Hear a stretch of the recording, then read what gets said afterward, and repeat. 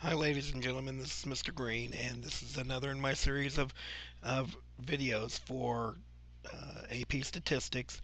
I wanted to make certain you guys are aware that we are moving into we're in 6.2, and this is for study 2. Um, just a little bit of information here.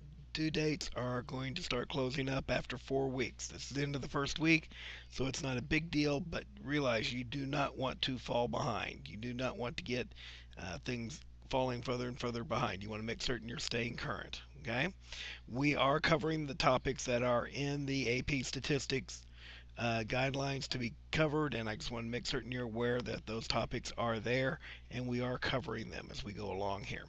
So, what we're looking at is using a normal distribution to approximate a binomial distribution. Now, the big deal here is that normal is continuous and binomial is a discrete uh, measurement. That's where they've got all those little bars. They're discrete bars at particular points. And they don't match up exactly.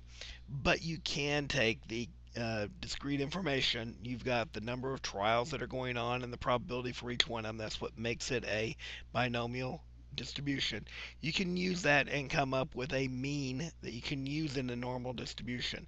And you can come up with a standard deviation by taking the square root of the number times the probability times 1 minus the probability, and that will give you enough information to come up with a continuous normal distribution.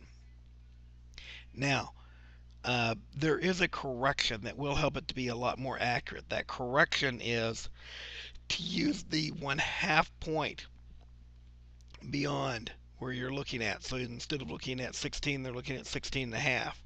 And that's the type of things that you can do in a binomial distribution using that 1/2 correction to help you get a little bit more accurate information. The one caution I'm going to give you is that you always have to make certain of the sample size. You have to multiply the number times the probability and make certain that that is greater than or equal to 10.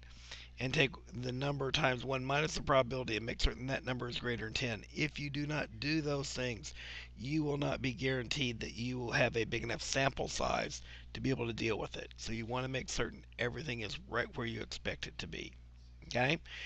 I'm going to encourage you to watch the study. It's very good. It gives you everything you need, and you can get all the information that you're going to need to answer the practice and the quiz right there. Okay? So make certain that when you're contacting me that you're always giving me the course information that you're in AP statistics. If you don't give me that information, it will make it very, very difficult for me to answer your questions directly.